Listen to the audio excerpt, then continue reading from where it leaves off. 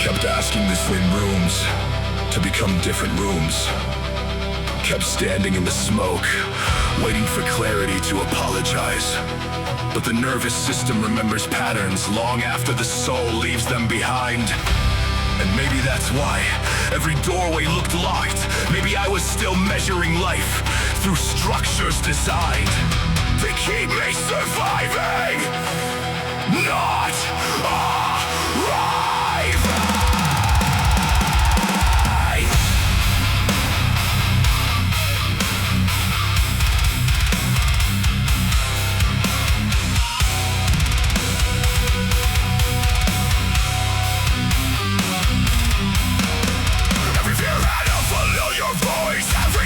Carried invisible gravity, loops disguises loyalty. Exhaustion mistaken for purpose. I called hesitation wisdom, called shrinking being realistic, called numbness peace, because chaos was louder.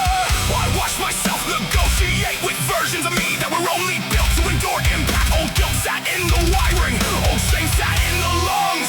Old expectations kept translating possibility into certain detection. And every time expansion appeared, the body whispered, careful. Last time, the visibility hurt.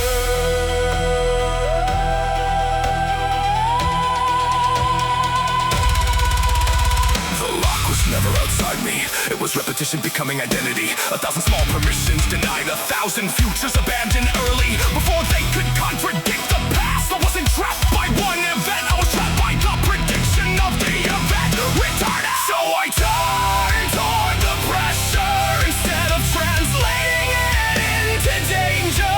And suddenly the world changed shape. Doors I never saw before began outlining themselves in light. Conversations carried signals, patterns became instruction. The next phase was never hiding from me.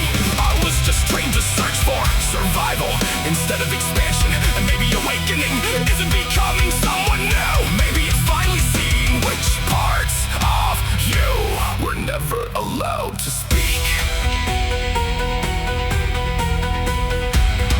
Fear of judgment, fear of visibility, fear of losing the identity built from surviving difficult things, waiting for permission, waiting for certainty, waiting for guarantees before movement, living through comparison, translating every dream to the expectations of exhausted people, holding grief like architecture, holding old rules like contracts, remaining understandable to environments that only recognize limitation. Even love became containment sometimes. Some people only knew how to connect to the wounded version of me.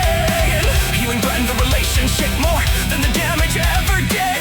So the nervous system learned, stay smaller, stay familiar, stay predictable, stay reachable through suffering.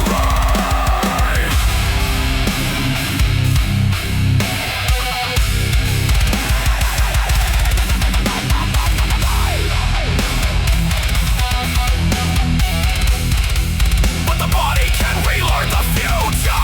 Breath by breath, choice by choice, signal by signal. Attention changes perception, perception changes movement, movement changes probability. What I feed grows pathways, what I repeat becomes atmosphere. What I expect begins organizing reality around me. Not magic, orientation, a compass hidden beneath survival noise. Now I look for expansion.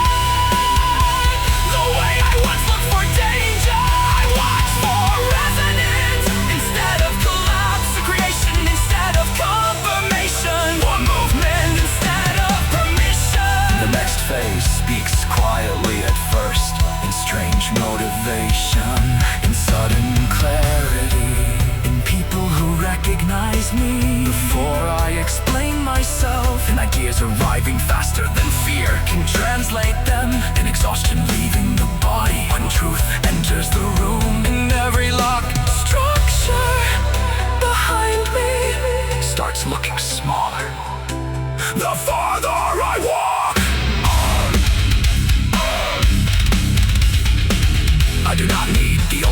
trying to prove yet anymore. I do not need confusion to prove intelligence. I do not need collapse to justify transformation. The future is not asking me to become less. It is asking me to stop rehearsing disappearance, and somewhere beyond the identity built entirely around endurance, something alive is waiting to finally move forward